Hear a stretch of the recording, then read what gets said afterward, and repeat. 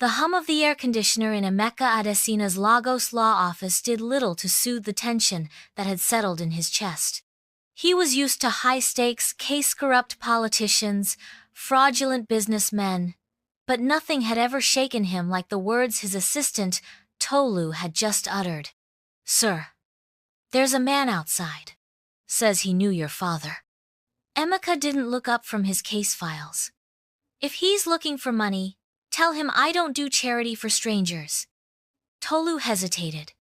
"He insists. Says it's about the truth behind your father's disgrace." The pen in Emeka's hand froze.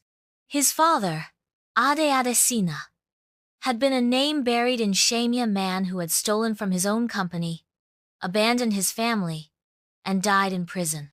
Emeka had spent his life running from that legacy, building himself into a man nothing like his father. "Let him in," he said, voice tight. The man who entered was older, his face lined with years, but his eyes were sharp. He introduced himself as Mr. Plainsin Balogun, a former accountant at Adesina, sans the company Emeka's father had once owned before his fall from grace. "You look just like him," Balogun said softly. "Your father, Ade." Emeka's jaw clenched.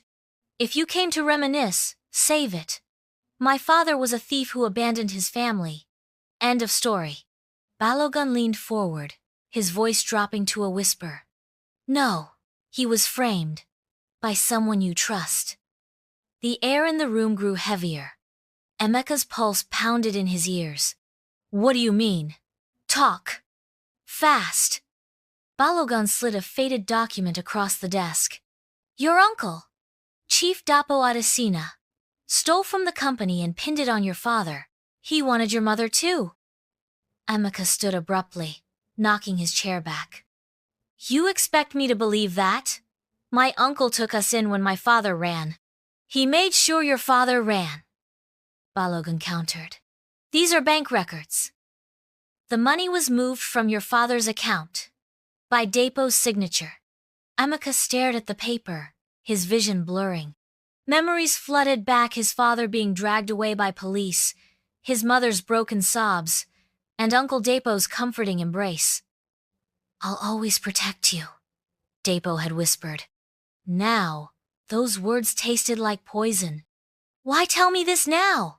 Emeka demanded. "Because your father died in prison begging for someone to clear his name," Balogun said. "And Dapo? He's running for Senate next month." Emeka's phone buzzed. A message from his uncle. "Family dinner tonight. Don't be late." His fingers tightened around the phone. "If you're lying," Balogun stood, his expression grim, "then I'll disappear. I have nothing to gain or lose. But you know the truth when you hear it." Emeka pocketed the documents, his mind racing. For years, he had built his life on the belief that his father was a criminal. Now, the foundation of that belief was crumbling, and the man who had orchestrated it all was expecting him for dinner. Did his mother know the truth all these years? The gates of Chief Dapo Adesina's mansion swung open as Emeka's car rolled in. The house was a monument to power-gleaming marble, high walls, armed security. Everything a man could want after destroying his own brother. Inside, the dining table was set for 3. Dapo at the head, Emeka's mother, Ireti, to his right, and an empty seat for Emeka. "Ah, my favorite nephew," Dapo boomed, rising to embrace him. "Late as usual." Emeka forced a smile.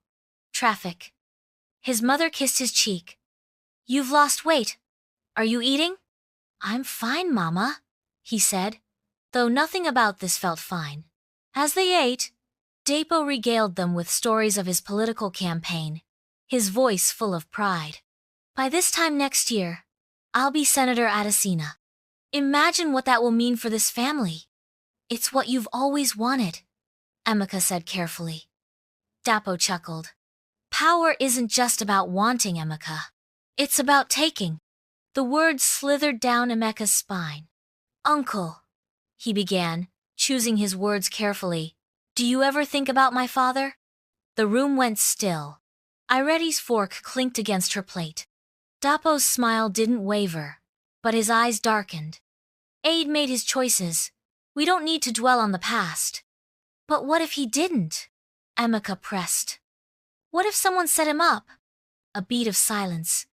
Then Dapo laughed too loud, too forced. Where is this coming from? Some old fool whispering lies? Emeka held his gaze. Just a thought. Dapo leaned forward, his voice dropping to a dangerous murmur. Be careful with thoughts, Emeka. Some roads lead to dead ends. The threat hung in the air. Then, the doorbell rang. Dapo's security man entered, whispering in his ear. Dapo's face tightened. Excuse me. As he left, Emeka's mother gripped his arm. What are you doing? She hissed. I need to know the truth, Mama. The truth won't bring him back, she whispered, her eyes wet. But it could destroy what's left of this family. Before Emeka could respond, raised voices echoed from the foyer.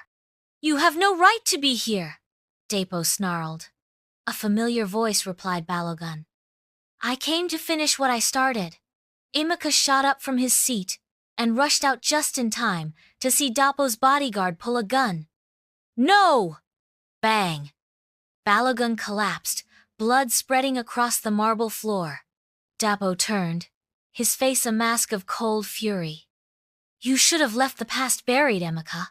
The gunshot still echoed in Emeka's ears as he stared at Balogun's lifeless body sprawled across the polished marble floor. Blood seeped into the grooves between the tiles, a dark, spreading stain. Chief Dapo Adesina turned slowly, his face hardening into a mask of cold authority. He gestured sharply to his bodyguard. Clean this up, now. Emeka's mother, Ireti, clutched his arm, her fingers digging into his skin. Emeka, what have you done? She whispered, her voice trembling. Emeka couldn't speak. His mind raced. Balogun had come here because of him, and now he was dead. Dapo stepped closer, his voice low and dangerous. You brought this man into my home. Why? Emeka met his uncle's gaze. He had proof. Proof that you framed my father. For a fraction of a second, something flickered in Dapo's eyes. Fear. Guilt? Then it was gone, replaced by steely resolve. Proof? From a desperate old man looking to extort money? You're smarter than this, Emeka. The bank records can be forged. Dapo snapped. You're my family, my blood, and yet you would believe a stranger over me? Emeka's fist clenched. Then explain why he's dead. Dapo's jaw tightened.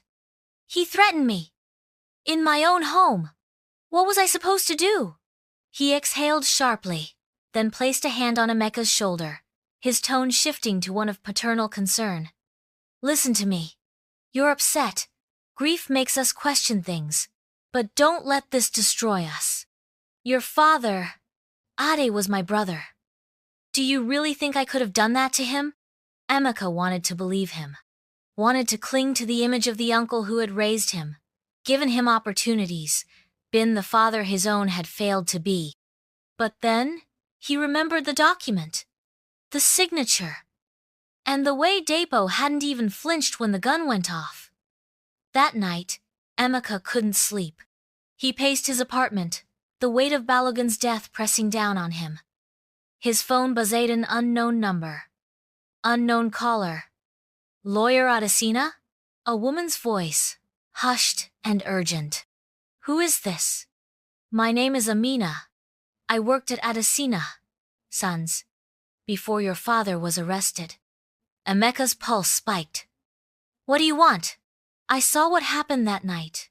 The night the money went missing. A pause. I can prove your uncle did it. Emeka's grip on the phone tightened. Where are you? Not over the phone. Meet me tomorrow, 10 a.m. The abandoned textile factory in Ikeja. Come alone. The line went dead. Emeka exhaled slowly. This could be a trap. Or it could be the key to uncovering the truth. Either way, he had to go. The next morning, Emeka stopped by his mother's house before the meeting. She had been quiet since the shooting, her eyes hollow. "Mama, we need to talk," he said, sitting across from her in the dimly lit living room. She didn't look at him. "About what?" "About the night Dad was arrested." Her hands trembled as she poured tea. "That was a long time ago," she said. "Balogun said Uncle Dapo wanted you. Is that true?" he asked. The teacup slipped from her fingers, shattering on the floor. "Mama!" Tears welled in her eyes. "Dapo. He always resented Ade. For the company. For me. But I never thought—" She swallowed hard. "The night before the arrest, Dapo came to me. He said Ade was going to ruin everything, that he could protect me. If I let him." Emeka's blood ran cold. "What did you do?" "I refused," she whispered. "The next day, the police came for your father." Emeka stood abruptly, his chair scraping back. "And you never said anything? What could I have done?" Her voice broke. "Dapo was powerful. I had you to think about it. I thought, if I stayed silent, he would take care of us." Emeka felt sick. His mother had known. All these years, she had known. "Did you ever love him?" he asked hoarsely. "Or was it all just survival?" She didn't answer. The abandoned textile factory loomed ahead, its broken windows like hollow eyes. Emeka's footsteps echoed as he stepped inside, the air thick with dust. "Amina!" he called out. Silence. Then, a figure emerged from the shadows, a lady in her 30s, her face lined with fear. "You came alone?" she asked, scanning the space behind him. "Yes." "Now talk." Amina hesitated, then pulled a faded USB drive from her pocket. "Security footage. From the office the night the money disappeared. Your uncle thought it was erased. But I kept a copy." Emeka reached for it, but she pulled back. "First, promise me protection. Dapo will kill me if he finds out." "I'll protect you," Emeka said. "But I need to see it." She handed it over. Just then, a noise from above, a rusted metal beam creaking. Emeka's head snapped up. Too late. A gunshot rang out. Amina gasped, clutching her chest as she collapsed. "No!" Emeka reached for her, but it was too late. Her eyes went glassy. Footsteps approached from behind. Emeka spun around just as a figure stepped into the light. It was his cousin, Tunde, Dapo's son, and he was holding a gun.